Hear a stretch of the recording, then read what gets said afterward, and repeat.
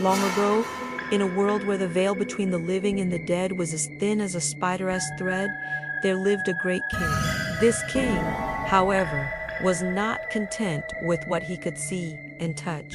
He desired to peer beyond the confines of mortality, to catch a glimpse of his enemies' fates, to witness the harvest of his actions before they ripened. And so he summoned the greatest craftsmen of mirrors. He commanded them to forge for him a mirror of unearthly power, one that would show not mere reflections, but truths hidden from the natural eye, truths about life, death, victory, and defeat.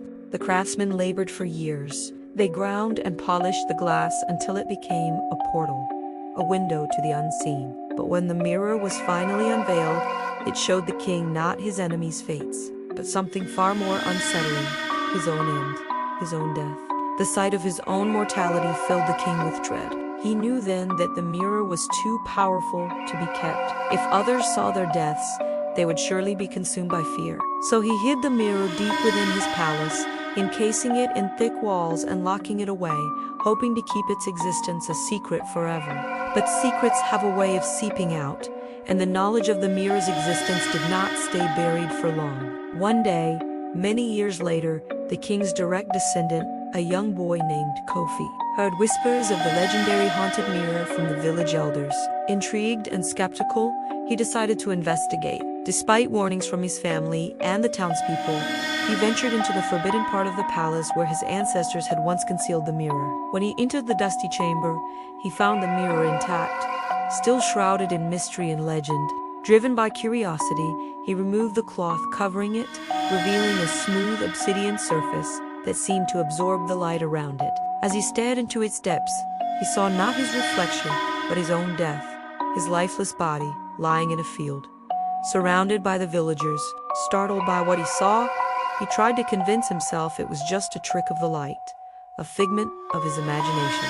But the mirror showed him again and again, always the same vision, his imminent death. Kofi, shaken by what he had witnessed, went back home, but the images from the mirror continued to haunt him, seeping into his dreams and waking thoughts.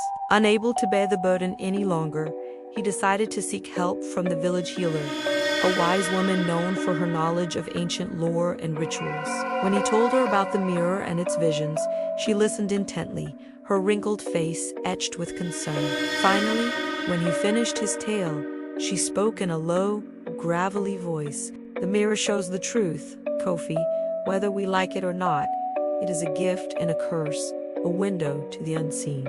Your ancestors hid it away to protect us from its power, but you have found it. Now you must choose. Embrace the truth or reject it."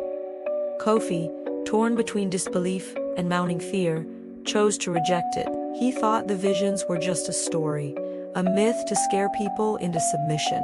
He believed that death was just a story, something that happened to others, never to him. At least that's what he told himself. The mirror, he decided, was nothing but a superstitious nonsense. With newfound determination, he left the village, determined to start a new life in the city. There, amidst the towering buildings and bustling crowds, he hoped to outrun the visions that haunted him. In the city, surrounded by the vibrant energy of millions, he thought he had escaped the clutches of the haunted mirror. He threw himself into his work, befriended new people, and even started a romantic relationship. For a while, the mirror and its visions seemed like a distant memory. But as the days turned into weeks, the silence of the city at night began to remind him of the eerie quiet of the old palace, and the crowded streets became a labyrinth that he feared he might never escape. One evening, as the sky grew dark and the wind picked up, he felt the presence of the mirror upon him like a shroud. The visions returned with a vengeance. He saw himself again, lying dead in a field, this time beneath a blood-red sky. Panic seized him. He ran through the city, desperate to find solace, but the mirror's images followed him everywhere, mocking his futile attempts to escape. He sought comfort in the arms of his girlfriend, but even there he saw his own death, a chill wind snatching her away, her lifeless form lying at his feet. Desperate for answers, he turned back to the village, seeking help from the wise healer. But when he got there, he found her house abandoned, the windows shattered, the door hanging off its hinges, Had the mirror claimed her, too? Was it slowly consuming everyone connected to it? Driven by desperation, he raced to the river where the mirror had shown him his death.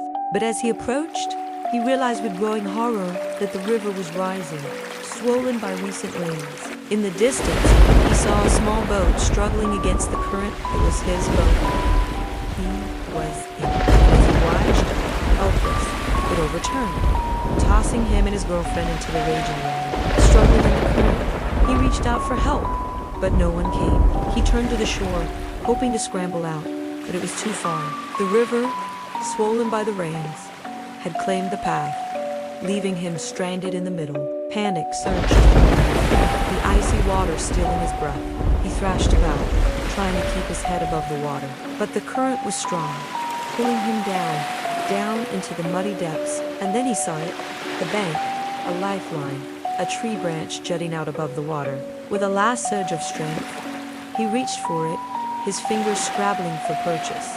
For a moment, he hung suspended, the rough bark digging into his palms, the water draining from his clothes, his lungs burning for air. But the branch snapped. He fell back into the water, the chilling current enveloping him. As darkness closed in, he remembered the mirror's whispers. Death waits for you in the water under the moon. The irony was not lost on him. He had sought to escape the mirror's prophecy, to defy the visions it showed him. And now he was here, trapped in its grasp. His struggles slowly faded, his limbs growing heavy, his vision blurring. And as the last rays of sunlight dipped below the horizon, he slipped beneath the water. The next morning, the villagers gathered by the river, drawn by the sight of a lone figure lying on the bank. It was Kofi, his skin as pale as the moonlight, his eyes staring blankly at the cloudy sky. Beside him, a shattered water pot laid open, its contents spilled on the ground, forming a small pool that glistened in the morning light. Kneeling beside him, they saw the reflection of the sky, the trees, and for a brief moment, the face of a young man consumed by fear and sorrow. They carried him back to the village, laying him to rest in the sacred grove, a place where the boundary between the living and the dead was said to be. The Griot, the keeper of the village's history and traditions, stepped forward, holding a polished bronze mirror. He looked at the villagers, his face grave. "The mirror does not lie," he said, his voice echoing the solemnity of the moment. "It only shows the truth. And today, it has shown us death. The death of a young man who did not heed the warnings of his ancestors, who rejected the wisdom of the ages, who scoffed at the tales of the spirits. But the spirits are patient, and they wait. They wait for those who turn back, who listen to their whispers, who respect the balance of life and death." As the villagers nodded, the griot turned back to the mirror, his reflection wavering in the bronze surface. "The mirror has shown us death, but it has also shown us life.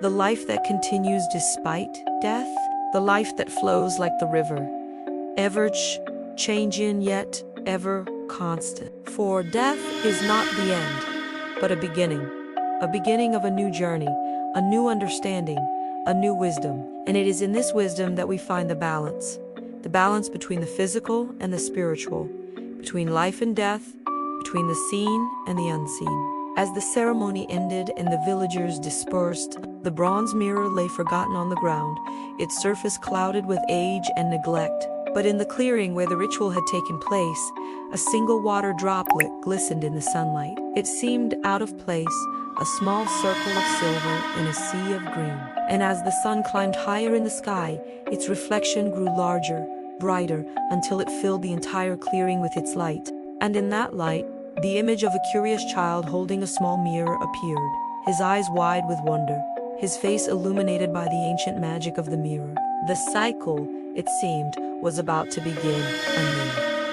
Thank you for watching. If you enjoyed this retelling of the legend, please give it a thumbs up and consider subscribing for more folktale content. Until next time, may your path be lit by wisdom and your heart be guided by the stars.